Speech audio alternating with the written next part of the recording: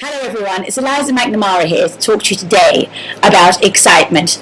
And the reason I'm talking about this and thinking about this right now is because I've just been to Melbourne and the Melbourne Cup was on and everyone's like really excited because there's like all these horses racing and yeah, it's exciting and it's a great event and everything, right? And it was a great atmosphere. But like, I just don't understand why people have to have an excuse to be excited. They can't just be excited about their life. They can't just be excited, full stop. Like, there has to be some excuse. There has to be some reason to celebrate. They can't just celebrate their life. And I think this is because they're not following their dream. They don't even know what their dream is half the time because it's so buried underneath the social conditioning that says if you follow your dream, then you're just an airy-fairy idiot and you need to get your head out of the clouds. And I think this is so sad because there are so many people that could be achieving so much with their lives, but they don't believe in themselves.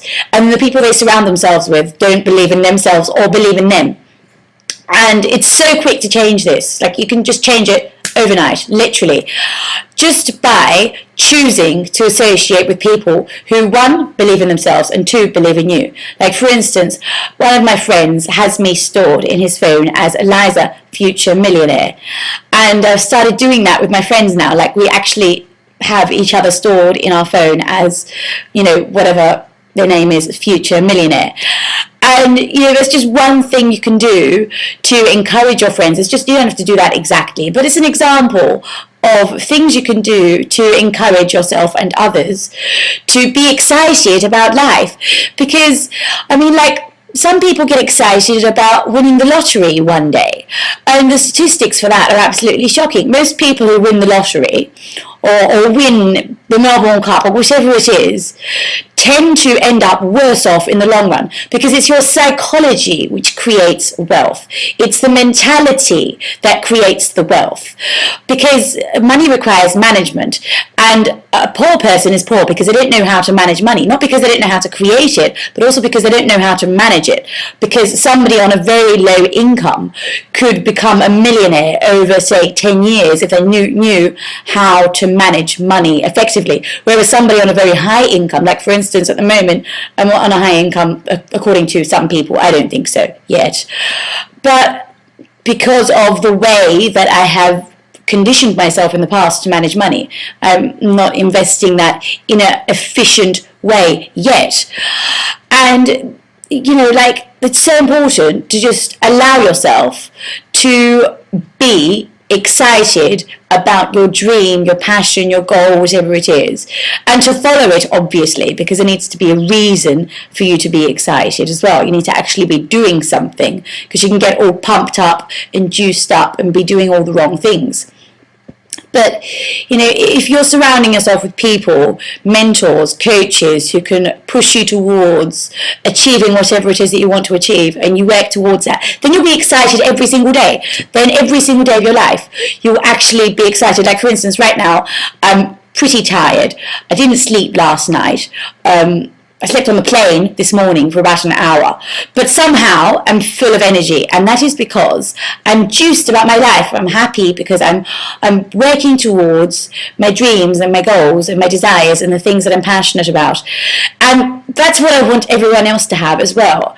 It's my absolute dream to be able to help as many people as possible in my life, to be able to feel that about life, to feel that they're achieving their dream, and it doesn't matter what it is. It doesn't have to be grandiose. It doesn't have to be anything super fantastic.